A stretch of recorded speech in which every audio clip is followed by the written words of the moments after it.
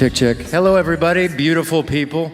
We're going to start in about 10 minutes, so everybody out in the atrium, get on in here. See you soon.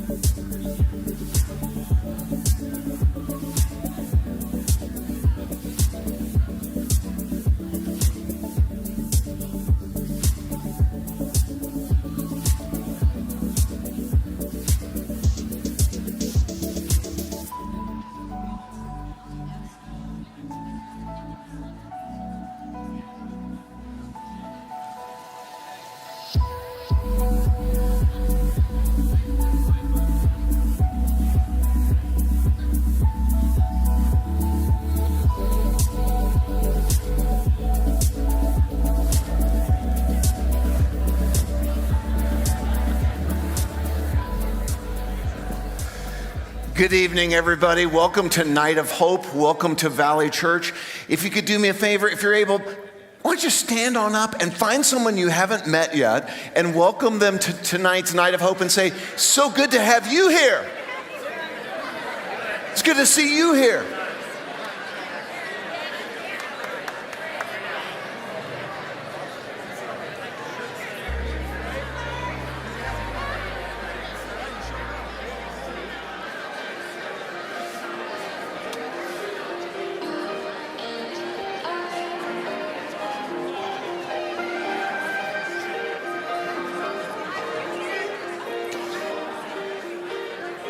We are delighted to, you can have a seat.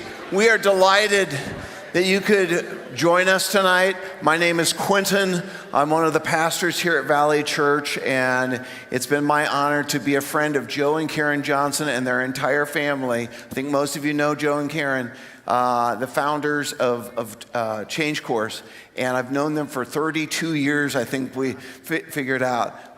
Years and years ago, there were three couples that came together to launch a new church in Des Moines called Valley Church. And coming on as the church planter, when I came here, I was 29 years old, and now I'm not. So one of the earliest people that we got to meet was Joe and Karen and their family. And what a beautiful thing that was. And God has just knit us together as friends and their entire family as friends for all these years. You know, at Valley Church, our mission is mobilizing everyone's God-given potential to deeply love Christ and their neighbors. And you talk about a movement called Change Course that is mobilizing God-given potential of people.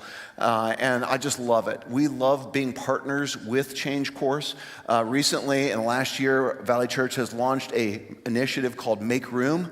Make room for God to move, make room to be the family, and make room to grow the family.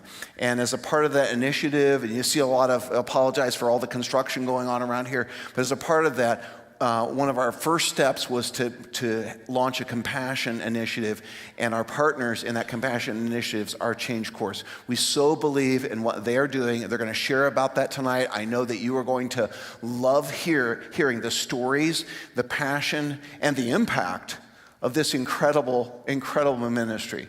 It's truly an honor. It's truly a joy to come alongside and to be a part of this movement of God. You know, at Valley Church, one of our initiatives that we launched many years ago was called Love You Des Moines. Love You Des Moines is our way of just doing good for the community, with the community, reaching out with doing good works, building goodwill, becoming good neighbors, and sharing the good news of Jesus Christ. And Change Course just so connects with that vision. When I was 3 years old, my mother and father, their marriage disintegrated, and my father left our home, and my mother became a single parent to 7 children, ages 2 through 14. This breakup caused an incredible earthquake in our home, and not just a relational earthquake, a parental earthquake, but also a financial earthquake. And there's a lot of impact to that in many layers and levels. And my mom really struggled with this, of course, being a single parent of that many kids. And but God blessed me.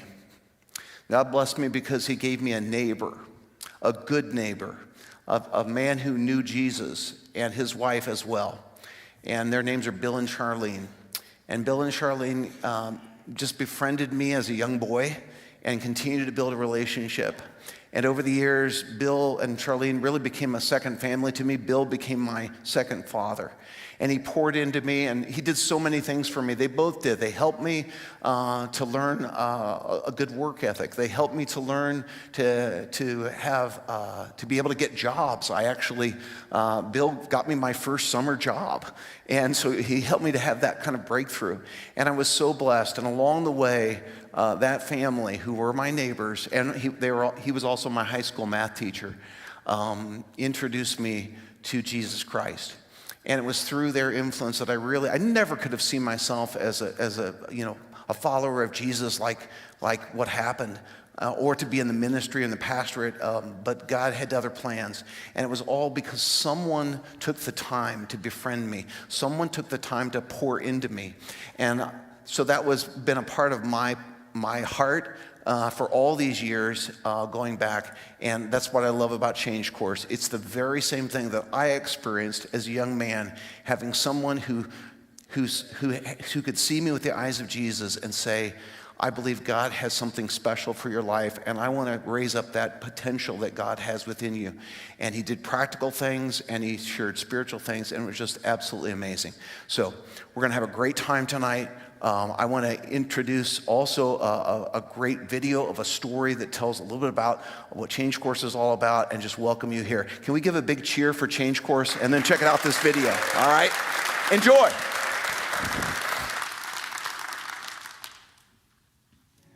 My name is Joseph Johnson, CEO and founder of Change Course. When we started, I had this vision of this incredible impact that we'd have on hundreds of people all at once. But what we're realizing is the impact comes one person at a time, one story at a time. And when those stories start to weave together, they get bigger and bigger. And then they can have the impact that really that vision was all about. to change people's lives and to give hope to those that are stuck in generational poverty.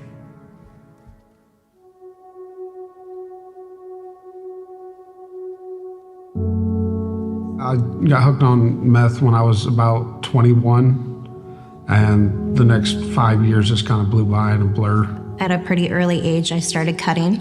And in high school, that kind of transpired I just felt really lost, and I started self-medicating, and that led to suicide attempts in high school. So I wrote out the suicide letter. I did as many drugs as I could. I did meth for the first time, and I overdosed on purpose. I ended up on the streets, losing my children, overdosing on heroin, waking up and realizing that this is not how I wanted my life to end.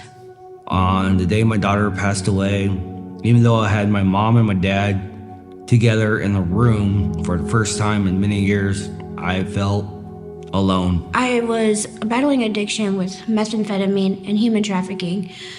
I never felt like I'd ever get out of it. I was facing 2 Class D felonies and a theft in the 3rd degree, which I was put on probation.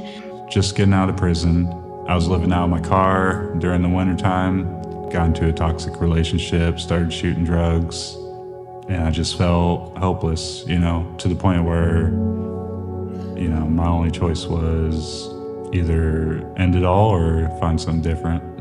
I had lost my children. My marriage was falling apart. My husband was in jail. Been going through the same cycle over and over, and potentially not getting my kids back at all, where I would have to permanently say goodbye to them. Just sleeping on the pavement and freezing. Like the winter time, it was extreme because I was like shivering in the night. I don't get much sleep, and then going to work the next day. The first darkest point in my life was when my brother died. I was in 7th grade. I was angry. I was mad. I didn't really understand death at that time.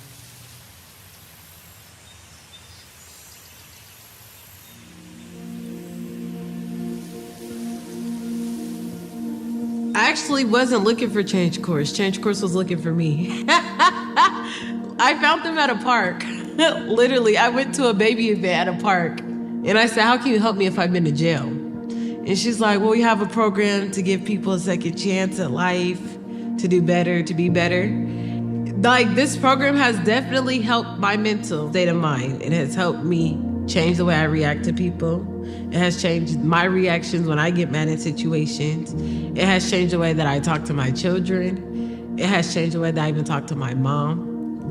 It's literally making me a better person. Change Course has given me purpose. It's given me self-worth. I've been able to help people in the class. People in the class have helped me. They've helped me get into school and take classes. And I would say now, like, I'm happier and I'm at peace than I've ever been in my life. And that, a lot of that is due to Change Course. I got sober before I got here, but I still didn't really have a purpose. And coming here, they've given me that. They've given me my purpose. They've given me my life back. And I know they've done that for other people too. But they've definitely, they've steered me in the right direction, and for that I'll be eternally grateful. Change Course has been my saving grace. They gave me much more than just a 6-month program. They gave me a community. They showed me how to step into a career. I don't have state insurance anymore. I don't live off of food stamps. I am fully self-sufficient, which is amazing. I've never been fully self-sufficient, and Change Course has been the life link that has helped me to be able to complete that. It changed me a lot because I was able to get a job because of Change Course. It gave me friends, a community, maybe open up a lot more than I've ever have opened up, a career. Finding Change Course, that was the game changer for me, for sure. They just showed unconditional love and support and supplied the resources that I needed, whether it was therapy or just someone to talk to at the time. And they don't do the work for you, which that was a game changer for me as well. It really helped build my self-esteem, and for the first time in my life, I really started getting self-worth. And my PO suggested Change Course to me. And so I was like, yeah, why not do it, with help instead of trying to do this on my own? Change Course has shown me my potential. It's showed me what family is like, a community, a support system, everything I've never had. I've learned and had developed with Change Course. The light switch came on where I could smile again, and the Change Course classes don't end.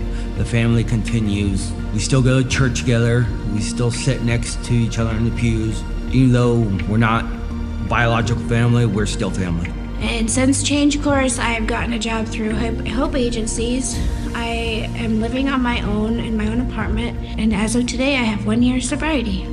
And it's basically been teaching me how to get a job and keep a job.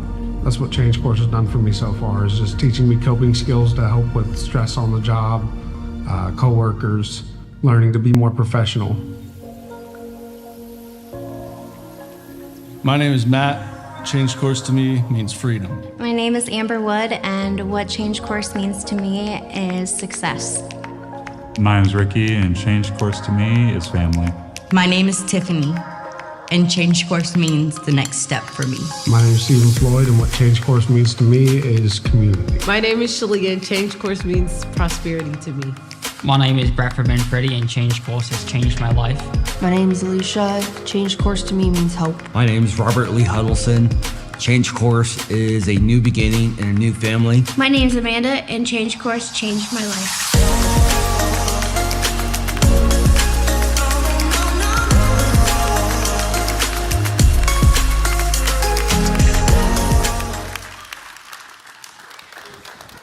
I'm telling you, I didn't think I'd get emotional yet.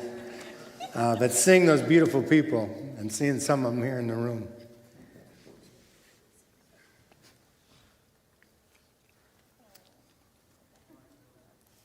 It's good.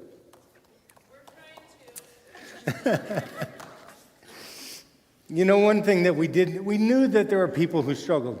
We knew there were people that had a hard time, but we didn't really understand the extent of the struggle until we put our arms around these people and we started to walk with them and we begin to hear their stories, right? Because we have perceptions of people on what we think based on what we've heard, based on what we've seen, based on our little neighborhood that tells us it's like this.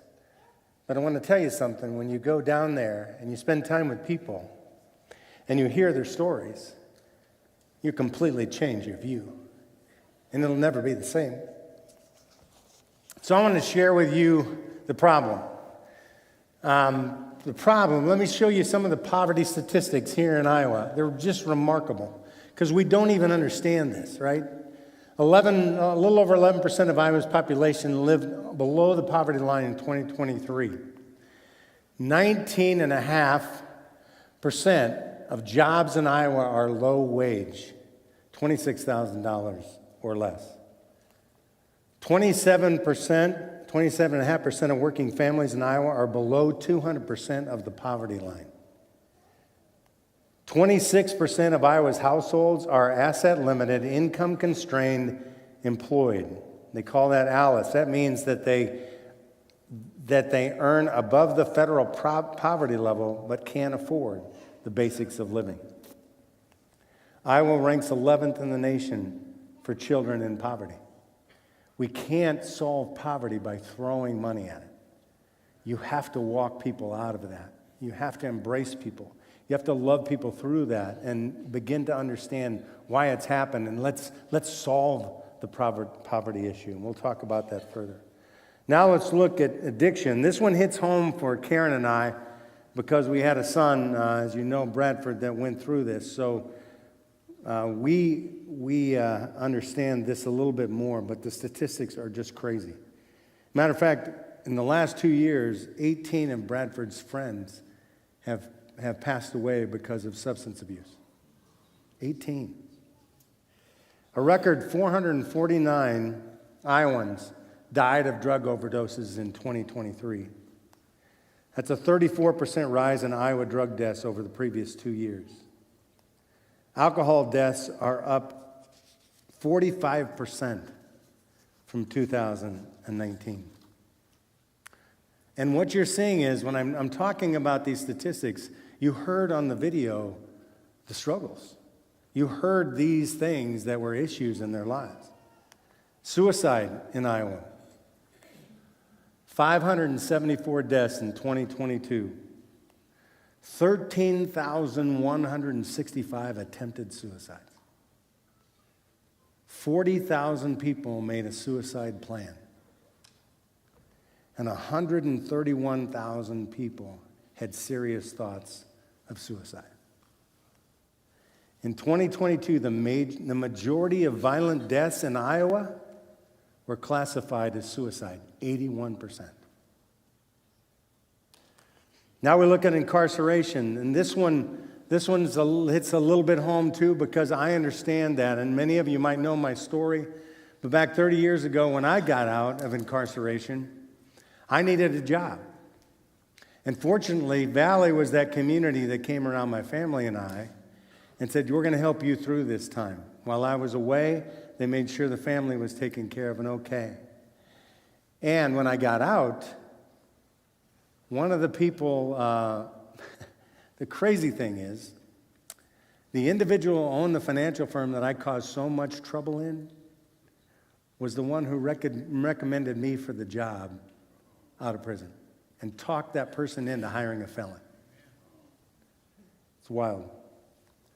But here's some statistics. Iowa locks up a higher percentage of its people than almost any democratic country on earth. 550 per 100,000. That's more than Europe. That's more than Canada. And the United States number is higher than that, 645 per 100,000. 47,500 Iowa residents are behind bars or under community supervision. Iowa releases roughly 106,000 men and 34,000 women from its prisons and jails each year. Re-entry opportunities are one of the biggest struggles. Recidivism rate in Iowa is 35%, reincarcerated within 3 years for any reason. And as that time goes on, that rate goes up. Unemployment rate for formerly incarcerated people is nearly 5 times higher than the general population. And over 60% of those leaving prison are unemployed a year later, seeking work but not finding it because of their criminal background. I'm telling you, the experience that we've had as we have spent time with people coming out of incarceration is nothing what you'd ever think of. And if you ever want to experience what that's really like, come and spend time with the people we spend time with. And you'll find beautiful people, filled with joy, grateful for opportunities.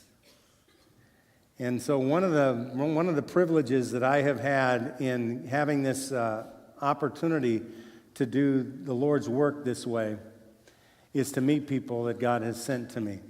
One of those gentlemen was named Jose Rezga. Jose was told by Iowa Workforce Development when he was looking to help, and he said, I want to be involved in helping people. Jose was told by Iowa Workforce Development, you need to go talk to Joseph Johnson. Jose walked in, and we met, and I said, man, you're supposed to be here somehow. I don't know how. But I'm going to invite him up here, and he's going to share his story that few people have ever experienced. But it's an incredible story of victory and inspiration and success. So can we welcome Jose Rezga, please?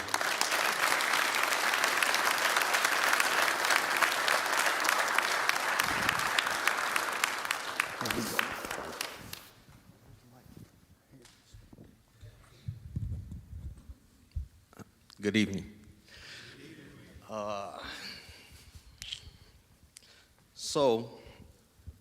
Many of you have probably seen the videos that Change Course recorded. What you may not know is that it was difficult for me to record the video. And it's difficult for me to be up here tonight. Not because I'm shy, because people that know me know I'm not very shy, but because I have spent a large portion of my life trying to stop being my past. I've spent a lot of time and energy trying to be more than who I once was.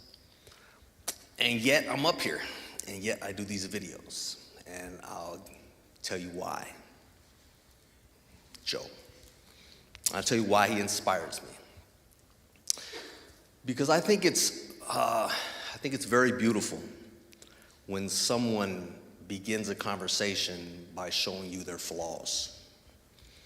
I think we spend a lot of time and energy trying to show that we have everything together. And I think it takes a lot of strength to say, I messed up. And that inspires me, and that is why I share mine. So I thought a lot. You know, I've had other opportunities to speak, and I never write down what I'm gonna say. I usually have a thing where I pray about it, and I just say whatever God wants me to say, that's what I say. But I had a thought that kept popping in my head all week, and it was a story about Thomas, right? So a lot of people look at the story of Thomas when he was told of the resurrection, and he said, I need to see the scars. I need to see the scars to make sure it's real. And so a lot of people call Thomas Doubting Thomas. But I see something else in that story. I see that God meets us where we are. And Thomas needed a little help, right? I'm gonna tell you where I met God. He met me in a cage. August 17th of 2022, I was released from prison. I served 30 years. I'm what the Department of Justice calls a juvenile lifer. So I began serving my prison time when I was 17 years old. I was convicted of first-degree murder and sentenced to prison. I was serving a life sentence, so by all intents, I was gonna die in prison. I spent the first 10 years of my incarceration very angry. I spent literally the first 10 years in and out of segregation. I enjoyed fighting, and the Department of Corrections has a cell for you if that's what you enjoy doing. And I did that for the first 10 years. And then I tell people that I met God. And there was no burning bush, no choirs. He came in the form of a little old lady, a little hippie, literally. I was invited to a group called the Alternative to Violence Project that deals with peer mediation, conflict resolution techniques. I was invited by a friend, and I said, I'll go with you. I don't care about the group, I'll go with you. And so I attended the workshop, and this little lady came and was greeting everybody. And when she got around to me, I said, listen, I'm not here to disrespect you. I'm not going to disrupt the group, but I really don't care. And she looked me in the face and she said, you can't make me stop loving you. That touched me. So I am someone who, I was 10 years old when my father threw me out. I was raised on the streets. I was raised in a very cold and mean place. And for a very long time, I was very comfortable with those emotions. For her to say that to me, now here was I had taken a life. I was gonna die in this cage. It was so unexpected that she said that to me, that it touched something. It was weird, it was a weird feeling, and I wasn't sure how to deal with it. It took me a while. And then one day I realized that I was gonna die there, that was it, but that didn't have to be where the story ended. And so for me, I became very intentional in wanting to touch young people who were in prison, because I felt that if I could impact their lives, then part of me was going outside with them. And that became my focus. I had accepted the fact that I was going to die there. Not that I enjoyed it, but I was at peace with that. But God does what God does, and He sees what we can't see. And amazingly, the law began to change. And from a federal standpoint, from a state standpoint, people who were sentenced to prison as juveniles were given a second opportunity at release. So in 2017, I was resentenced. In 2022, I was released. So when I got out of prison, my focus was employment, right? So I told my parole officer, I told the parole board, I just want to get out and be successful. And so microphone's trying to die on me. My focus was on finding a good job and staying out of the way. But somewhere along the way, I wasn't at peace. A thought just kept popping in my head, and I was like, God could not have walked me through 30 years of that to just come out here and get a job. Like, the story had to mean more. It had to be worth something. And so I went to Iowa Workforce, and I said, how can I volunteer? How can I work with you to catch people going to prison?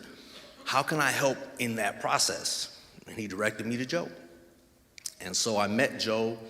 And again, there was something very beautiful about the fact that this man was saying, I'm broken too, right? And I got my flaws, and I'm committed to the process. And if you hear these stories, everybody starts with that. Everybody starts with I messed up, and I'm broken, and I'm not hiding it, and it's okay. And how do we heal, and how do we work through it? And here I am. And so this is what I have to offer, right? And when I ended up writing some things because I really wasn't sure what I was going to say. But a couple things popped up in my mind as I was going through my own transition. And one of them is this feeling that people are going to see you and see the flaws. And they're going to say, here's this dude, and why is he up here speaking to us? He's a murderer. All right, what does he have to offer? And it's really easy when you grow up in dark places to believe those voices, to believe that you're not good enough. And then you begin to read the Bible, and you begin to listen to them stories. And a story that pops up in my head is in Exodus, when God said to Moses, go speak to Pharaoh. And Moses made a lot of excuses for why he couldn't do it. I stutter, I'm not eloquent. And then God says, I didn't ask you that. I didn't ask you that. I chose you. And because I chose you, you're enough. And that's it. And so I have to believe that if he put me here, then I'm enough. And this is why I love them. Because they don't see a 50-year-old man that spent 30 years in a cage. They see someone who can contribute. And I love the fact that they trusted me to come up here on such an important night. And this is why Danny kept asking me all day, you're so quiet today. You're usually so talkative. And what she didn't understand was in my brain, I was like, man, am I good enough? Who am I to represent this community? But if he put me here, then I'm enough. And this is what this group is doing. And so all of you that support it, whether it's by buying a t-shirt or the coffee or the hot sauce or whatever, understand that you're partnering with people who often don't feel like they're good enough, but you're bringing them closer to God. In your own way, you're bringing them closer to God. And I believe that one day all of us are going to stand before God, and we're going to acknowledge everything he blessed us with. And then the question is going to be, what did you do with it? Right? This is what I have. This is what I got to offer, are my scars. I'm broken. But I'm going to use that for him. And so I'll tell my story. So I didn't pay attention to the clock. So you guys are going to have to tell me when I'm close. You're going to have to tell me when I'm close. But I did want to share something. So Martin Luther King once spoke of something called the urgency of now. And he said, everybody can be great because anybody can serve. You don't have to have a college education to serve. You only need a heart full of grace and a soul generated by love. And I believe that everybody in this room took time out of your day because you believe in that. You believe that we can contribute to make it better. You know, I grew up in the penal system, so I see them stats, and I see that it's bad. But the beautiful thing is, we can make it better. We can make it better. And I believe, like we say this all the time, right? There's hope in the city. But there's hope in the city because God is in the city, right? So if you look at, I was thinking of Matthew 25 today. Me and Joe were talking about this. And so when Jesus spoke about feeding him when he was hungry and giving him to drink when he was thirsty and him being a stranger and us taking him in, right? It's what we do for each other. And so when I say that I met God in that little old lady, it's because I believe God puts people in our lives to draw us closer to him, right? And so he sends us. And so the people in this room, I don't know you, but he sends us and he makes us partners. And I believe that through that, we draw closer to him. And that's how we're gonna make it better. It's real easy, especially in this climate, to become divided, whether it's by politics or whatever, right? But the important thing is that we're united by him. So there's hope in this city because he's in this city. And I think that's what we need to stay focused on. Right, so I don't know what else I got, but I'm gonna turn it back over to Joe. Thank you.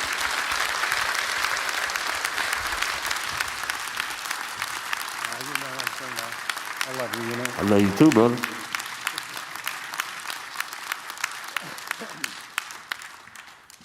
Can you see why it's a privilege for me to meet men like that?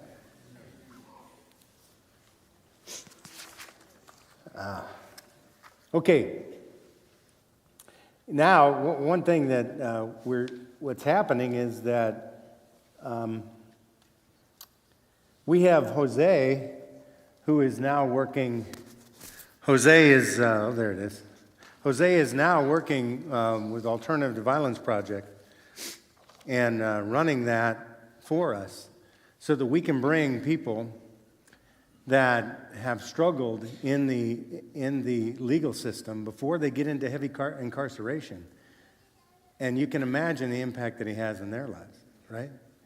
And so here's some of the solutions. Let's talk about the solutions. First of all, let's try to understand why is this happening. And this is consistent and all throughout what we see is fatherless homes. Fatherless homes. It's almost 90% of the time, it's true. Fatherless children are 20 times more likely to be incarcerated. Fatherless children are 279% more likely to carry guns and deal drugs. 80% of single parents' homes are led by single moms with an absent father. We have so many women that are on government assistance because the father's not around or incarcerated. 31.8% of children in Iowa are living in single-parent homes. We need to talk about relationships, community, love, and acceptance. Nearly 100% of our participants claim that their drug use was used to mask emotional pain, trauma, and economic hardships. And we have the opportunity to do something about that. Through the process, my process of restoration, we believe that all three of the pillars of poverty that we call them have to be dealt with in order for sustainable change. There's a lot of relational poverty out there. There's a lot of people who might make a whole lot of money and be very lonely. There's a lot of economic poverty. So when we think of poverty, immediately we think of economic. But there are more people with relational poverty. And then, of course, spiritual poverty. We believe that the only way to sustain change is through a relationship with God. And for us, that means a relationship with Jesus.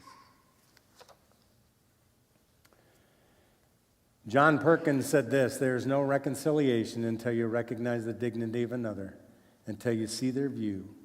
You have to enter into the pain of the people. That's what Jose talked about. When you start to share your story, when people are vulnerable and they're willing to share their stories, you'll realize we're a whole lot more alike than we are different. But we will never know that unless we are vulnerable enough to tell our story and allow them to tell theirs. So those preconceived notions of what we think they are can go away. And we can make a difference in this community. It's just crucial to everything that we're doing. So let's talk about relational. Relational means community.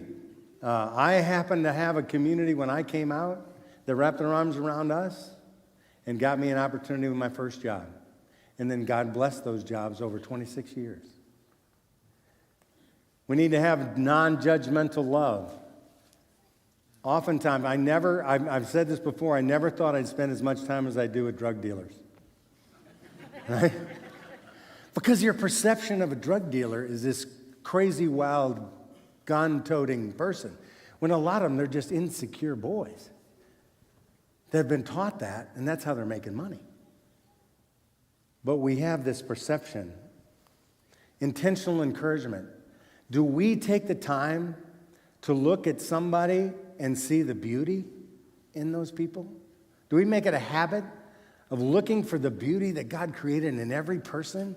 Or do we make it a habit of saying, that's annoying? I don't like that person. Right away, I'm drawing a conclusion. You're annoying me. I don't want to be around you. But when we make it a habit to look for the beauty, all of a sudden you see what Jesus saw. And that's a life changer. Intense personal development. That's crucial in what we do. Many of the people that come into the program didn't have a normal family life, right? What we take for granted is what we were taught with manners and things like that. They never learned those. So those are things that processes. How do we cope? Why did you walk off the job? Why did you get mad? How are you going to deal with that? Things that we take for granted oftentimes, we get opportunity to teach. Our 6-month program at Change Course includes, first of all, personal development, and Karen does that. Jose says, you might have a little brain in the society, but there's the heart right there, right?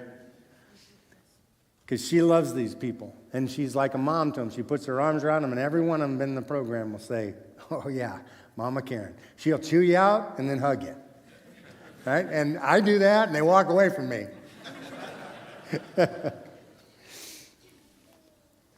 One-on-one coaching. We got beautiful coaches that without the coaches, it'd be very difficult because this is time-consuming. This is a touch. This is regular meetings. This is getting together. That's hold them accountable. Keep going, don't quit. Because they're getting pulled by their peers to go right back in their old lifestyle. And somebody's got to say, no, get back in here. And the coaches do a great job of that. 2-day retreat. This is where we gather together. We go over to Hope Elam and we go up in their gym up there and we get everybody together. We have 2 days that we just have a great time together. And we get deep, deep relationships with the volunteers and the staff and the participants, and everybody gets really close in those 2 days. Family gatherings and ally relationships. Every Monday night we have family gathering. This is where we cook a meal. We bring in a meal. We have allies. Allies are our volunteers that have agreed to be assigned to participants for 6 months. And they have to agree to come to every single family gathering. That's crucial. They have a new community, a new network group, a healthy relationships so they can have the courage to walk away from the dysfunctional ones that keep them in the same place. But they'd rather have the dysfunctional ones than be alone. So let's give them a new one. And Jose often says this, you can't tell them not to do something. He said that Nancy Reagan thing with drugs, just say no. He said that's the dumbest thing I've ever heard. You got to give them something to choose. You got to give them an alternative. Volunteer opportunities. We went to Many Hands, and the people, we got to serve at Many Hands. We got to do Meals for the Heartland. And we had such a great time because we teach them, look, the community's done this for you. Now what are you going to do for the community? And we have a great time. They realize, oh man, I like volunteering like this. I need to do more of that. alumni events and programs. After they graduate, they're still family. We don't want to lose those people. We want them to come back. Matter of fact, we're going to have Thanksgiving at the building and invite all the people that have been in the program. I don't know, we might not be able to fit, but we're, oh, okay. You're all invited, Karen said. And opportunities to share their stories publicly. Like Jose said, when you look at me, I did this too. How long are you going to look at me as just a felon? Am I worthy of being up here? But he reminded us, he said, that experience gives you the platform to get deeper into the life of somebody else. And we need to look at it that way. Economic poverty, it requires education. We've got to teach them those things. One of the things that I loved about Jose is that he got his associate's degree in prison. And then he comes out, and right now, he is he's working on his bachelor's degree at the University of Iowa for organizational management. Education, right? Education. That's why he can say to those people, get educated. Get in those books. Come on, listen to them. Career path guidance, we do Enneagram, we do Strength Finder. We find out what their passions are. We look at their past so that they can have a successful entry into a job. And then the coaches work really hard to line them up with opportunities. And you know what's cool? Some of our business partners, when that person would just apply on their own, that application goes like this. When they're in Change Course, that application goes like this. Because we got good partners that are saying, I'll take a chance. And you're helping take the risk out. By proving that they're going to stay the course for 6 months to graduate, I think they're ready to change. Resume building, mock interviews. We have our business partners come in and they do mock interviews, and sometimes they get offered a job on the mock interview time because they like them so much. Business partner relationships. There's so many. I see some in the room that are business partners that are helping to support us, and they're hiring our people as soon as we get an opportunity. And job opportunities. That's how we take care of that. And spiritual, we believe faith is the main source of sustainable positive change. You have to have a guide. You have to have a book that's going to tell you, here's where we go. Here's how I need to live my life. I've often tell the students, we just started spiritual development, and we have 17 in the class, 16 signed up for it. 16 of them. And we talk about that, and we say, you know what? Sustainable change can only happen if you've got a relationship with the one that's going to help you change. We had a great class today talking about evidence that Jesus was really here. And you got to choose with what he said. What are you going to do with that?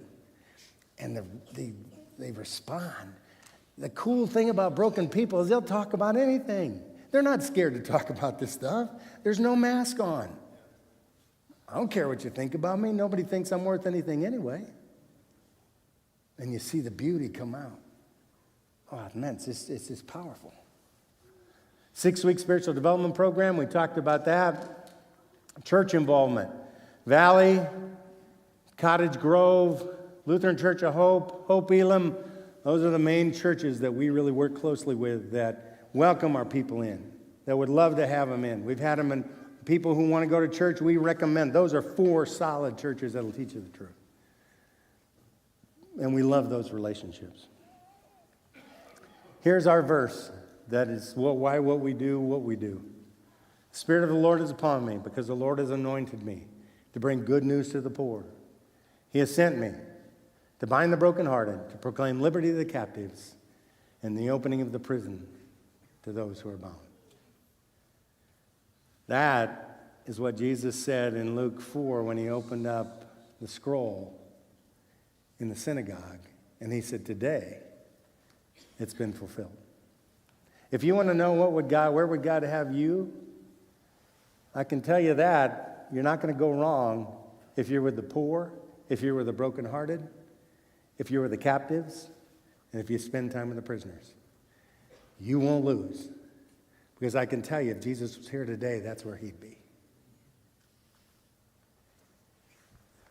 What a beautiful opportunity that we have. Now let me share the vision. As we wrap this up, I'll share the vision and change course. We want to make the greatest long-term impact possibly in the city. Now, to try to think that we can alleviate poverty in Des Moines, that's not going to happen, right?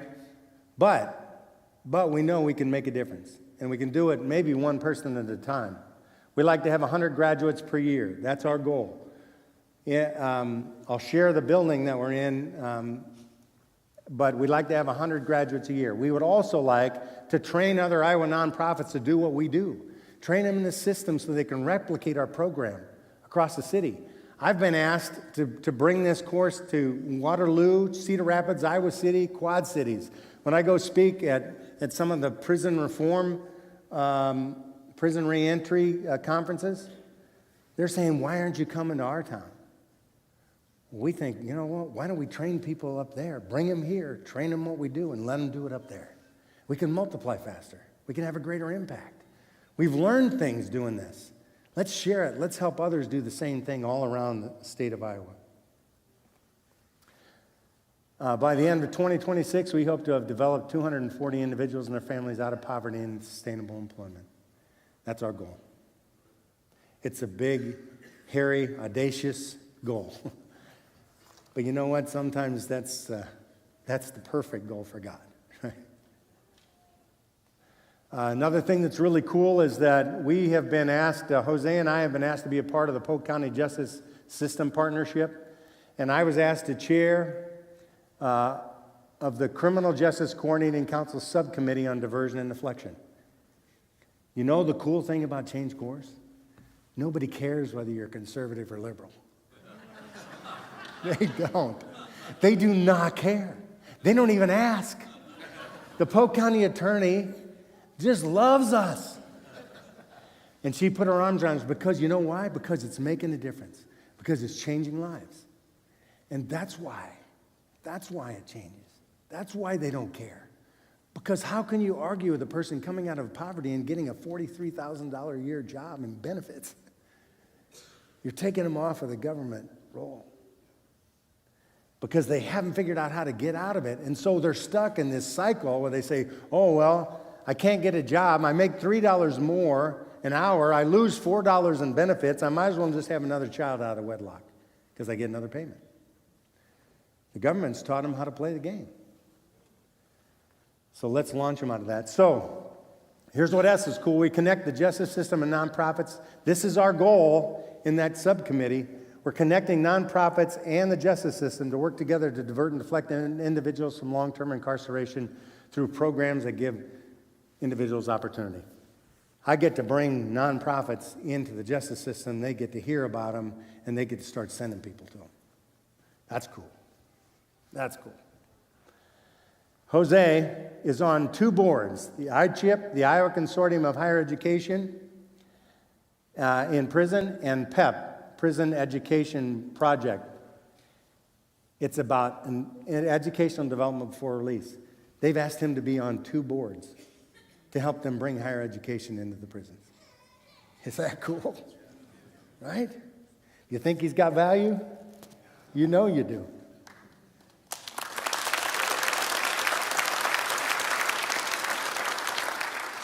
Now I want to show you, we were a beautiful, wonderful couple gifted us a building to use. And I want to just show you a little bit about this. This is kind of a fast run through, but this is so cool. And that's where we get the t-shirts. You'll see it in here. Okay, watch this. So here's where we come in. Look at how beautiful that is. They've just done everything possible to make it a beautiful place. We want them to step up into higher education. And there's the mural. That's where we give hope to people. That's a place where we can congregate and eat and get together and fellowship. And then right around the corner, restrooms, we got washer and dryer. I'll tell you about that. That's a break room and another mural for the people in the program. I got a talented son. He's just hard to work with. And you can see all of these little rooms and the offices on the side. Look at our classroom. We can hold up to 40 people in there. And then now, Because we got a heated garage, we can create sustainable revenue through businesses. So we have 2 businesses that are, where's it going? Oh, there it is. 2 businesses, for-profit businesses, owned by the nonprofit, so all the proceeds flow into it, so we can create sustainable revenue. People who give money to start organizations love the idea, but they want to know it's sustainable. They want to know, if I give a good chunk of money, are you going to be around in 10 years? We're doing it. We got 18 accounts already in our cleaning.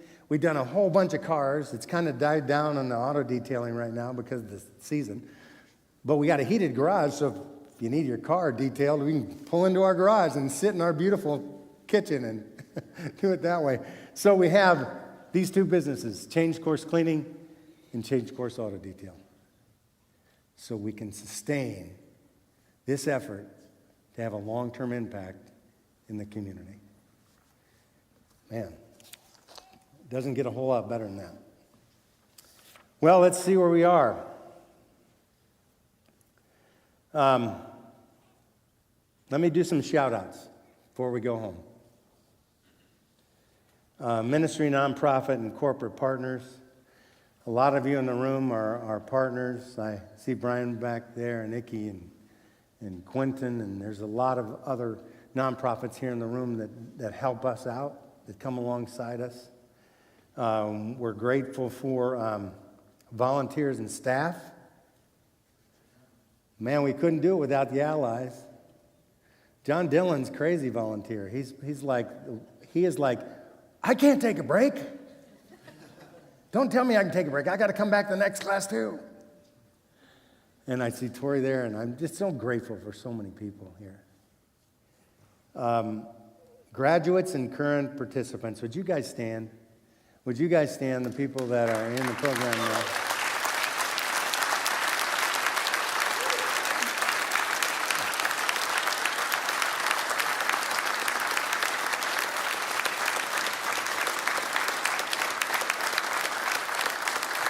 Thank you, guys. See, that's why we do this, right? That's why we do this. And they're the champions. It's not easy, right? It's not handed to them. One of the things that we often say is that you got to work for it, because you won't stay in the program. If you don't do the work, you can't stay. It's the only way that we're going to give them an opportunity to see success in the workplace. They have to do the work. And then feel good about themselves. You heard Amanda, you heard the videos. Now, I got a job. I'm not living off the government. I got my own apartment. It's because self-worth comes back. And when one person believes in themselves and they feel loved, there's no limit to what they can do. And can I have the coaches and the staff, can you guys stand up for me, please? Will you please? I know you don't want to, but would you stand up?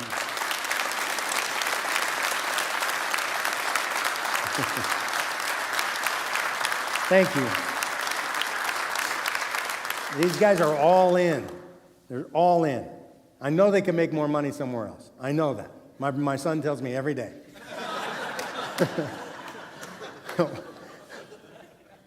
But I can't leave. It makes me mad. And of course, my favorite employee of all is Karen. And so, Karen, would you come up and just share a little bit?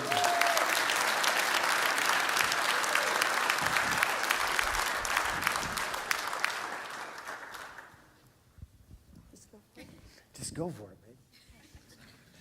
You guys, I can do this with my class all day long, no problems, but around you guys, it's a little harder. I'm going to start with just telling you real quickly, my grandpa was a pastor. I grew up a really good kid. I remember one time my friends locked me inside the band room with a full band, and I said a tiny swear word to myself. Yeah. And then you married me. And then I do remember in college saying to myself, ugh, you are just so boring. I loved Jesus. I knew a lot of the Bible, but I was so dang boring. I just prayed, God, will you give me something that will change my life? And I met him. Be careful what you pray for. I actually knew him in junior high. We've known each other for a very long time. But we got married, and then guess what? He plays Jesus in an Easter musical that thousands of people would come see. So you remember, Pat. So he had a lot going for him, but our marriage was terrible. We had 4 kids. He was hard on the kids. I was getting angry. So I remember where I was driving into town one day, and I said, God, will you just change this situation? I'm going to ask you 2 things. Let me be strong enough to handle it, and don't kill him. I don't know why I prayed that. But on both counts, God took us right to the edge, and we were hanging on by a fingernail. So then, through all the stuff we've been through, I just asked God to give us something. And through everything we've been through, who knew he would almost die several times? He would go to prison. But it gave us such a heartbeat. I tell you, I love these people. Okay, here I go. They're seriously the best. And I'll tell you, tall guy, what's your name? Caleb. Caleb. I do this all the time, you guys. So I got encephalitis then. After the first class, I get encephalitis. This is what I have to do now. I just call them descriptive names, and they're so gracious to me. I have flashcards. I cannot keep their names in my head, and so for some reason, I need them as much as they need me. But what was I going to say about you now? Oh, I was going to say, our group is pretty spicy language-wise right now. I've asked for that to be toned down. But you know what? I love them still because they're so dang honest about how they feel, what their shortcomings are, where they want to go. I mean, like this guy went to prison for killing a person. I couldn't love him more. He is so valuable to what we do. All these people here, they messed up, and I'm crazy about him for it. You too, brother. Yeah, we took a picture of 5 guys who were at Yankton prison camp. Yeah, we got a Yankton group here. We all spend time in Yankton prison camp. We got a graduate picture, right? An unusual one. We understand it, though. So anyway, I get the privilege of leading the first 6 weeks of personal development. I love this quote by Chuck Swindoll. We're all faced with a series of great opportunities, brilliantly disguised as in impossible situations. And I think that's exactly what's true of all of us, but no one more so than the people who walk through our doors. They're brilliant people disguised in impossible situations. And so we get to talk through, this week we're talking about if you walk into work and this happens. We had some funny scenarios of people who say, well, I'd say this. And I'd go, well, you're going to get fired. That's not going to work.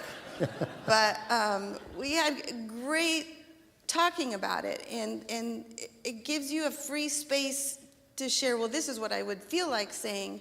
But we have to say, but that's not going to get you. You have to remember you're on a career path. This isn't a $15 an hour job that you're going to lose.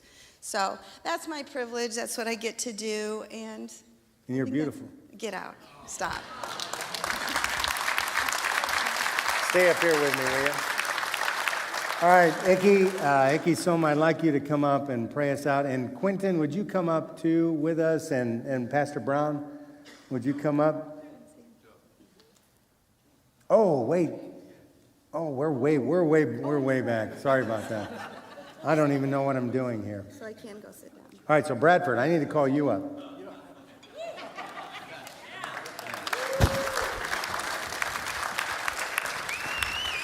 I'm going to make this real quick because we're already late. We call him the white MLK right there.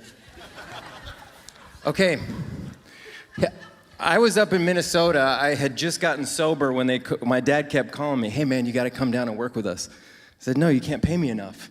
You can't pay me near enough. And he goes, you got to come down. You got to come down. I said, listen, I'm an artist. So I go, I'll brand your company. Okay, that's all I'll do. He goes, okay, great. My mom probably started praying about it is what happened because I come down and now I'm more than full-time. Can't get out of it whatsoever. But you know what? You moving down here, I met my wife. So, yeah, God blesses us.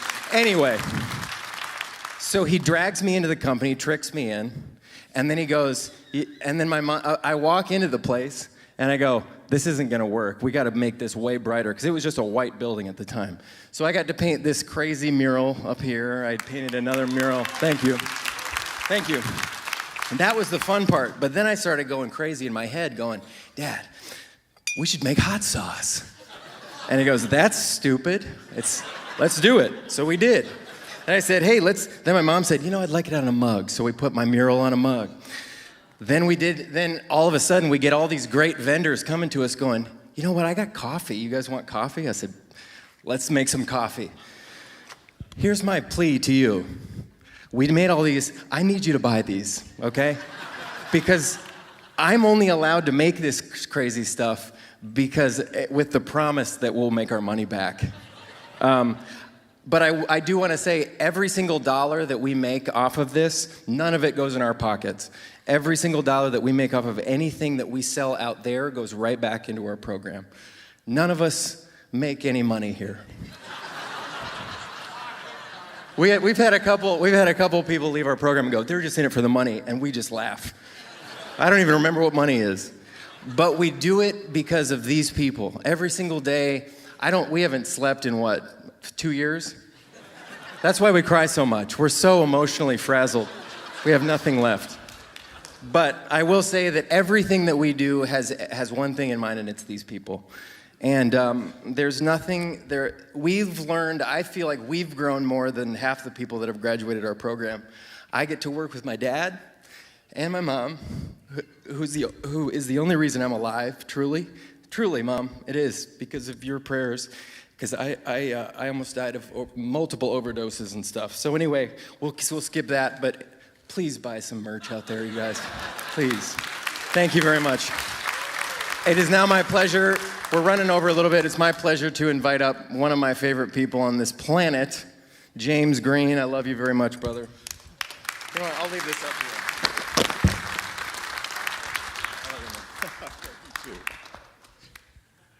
We are a little over time, so I'll be really fast. I'm James Green. I have the privilege of serving on the board of Change Course. I also play with the worship band here at Valley. I stand back there and play the bass. And about 2 years ago, I was in between sets talking to Bradford backstage. I don't know if you know this, great artist. He's also a literal rock star and one of my favorite people. And I heard him talk for about a minute and a half about this thing, and I knew that I needed to be involved. So I started hanging around and just trying to help out however I could. And in the 2 years that I've been hanging around, I have seen God do incredible things in the people in the program and all the people who support the program.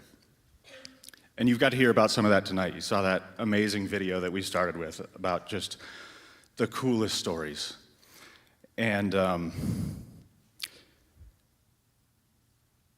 we want to give you guys a chance to participate in that. We need the support of everybody in this room and more to put more people through this program. So we need people who volunteer and give their time and energy. We need people who are employment partners and interview people coming out of the program. Very importantly, we need people to buy the coffee and the hot sauce and make donations to support this organization. So as we conclude, we're going to give you an opportunity to do that. I'm really excited to share that some of our donors have agreed to match up to $50,000 on any donations that are made tonight. So some of you, many of you in this room already support the program, and we are so grateful. All the stories in that video would not exist if it weren't for your support. We are so grateful. I know that there are some people here who wanted to learn more, and I'm so happy you came. I hope you've been blessed and encouraged by these stories and that you're excited about the hope in this city. If you've been inspired by that and you want to financially support the program tonight, your gift can be doubled. So we are praying for God to give Change Course another $150,000 in the 2024 calendar year to get us ready to launch 2025 strong and put more people through the program than have ever gone through the program before. So, if you want to do that, you've got around you an envelope like this. It's got a card in it. If you want to make a donation, you don't have one of these, just raise your hand. We'll have somebody bring you one and a pen. And if you do that, there's a little black box outside of each of the 2 doors here. You can drop it in there on your way out. So thank you guys so much for joining us. I'm going to give you a couple minutes to do that, and then somebody will pray us out.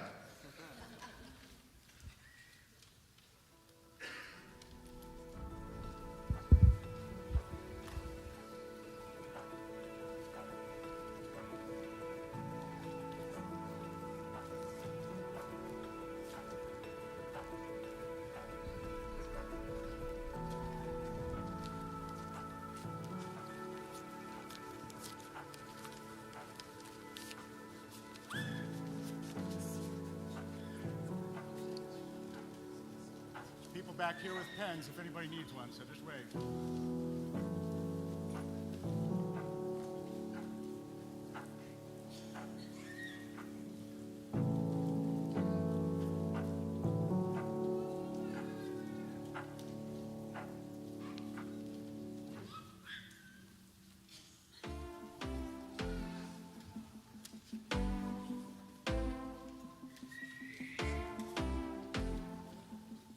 Well, thank you guys for being here. We know that you're welcome here regardless. You're welcome to be here. I was just confronted by someone that said, you know what? I want all that merchandise and that hot sauce and everything to go out. So tell them I'm going to pay for all of it. It's free. There you go. So tonight, you can leave with some free stuff. It's been paid for by someone else. All right? Coffee and everything. Yeah. Now, if you've already bought it, it's too late. I'm so sorry.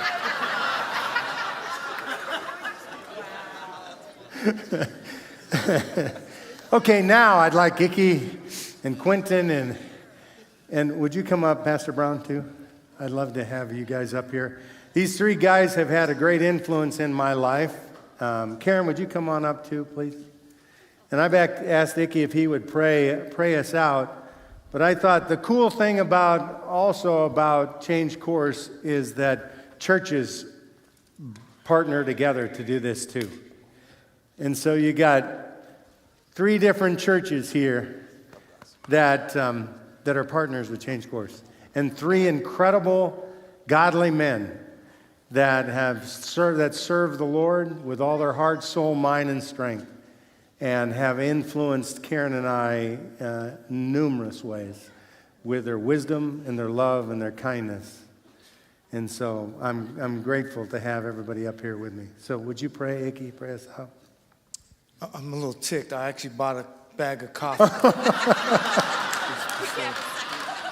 Take an extra one. Can we all stand? Let's all stand and we'll close in prayer. Father, we're grateful for Change Course and the way that you're using it, not just as many nonprofits do to give a handout, but Master, to give people a hand up, God. Thank you for the gospel that changes lives. We see Saul who becomes Paul, and we see not just eternal destinies change, but even their lives here on earth change as well. So would you use Change Course to continue to change the lives of men and women? God, we pray that you'd open the windows of heaven and abundantly bless this ministry with all the resources, all the things that they need to do your work, God. Thank you for everyone who's gathered here tonight. God, would you give us traveling grace back to our respective homes? And we ask this in Jesus' name. And all God's people said, amen. Thank you, everybody.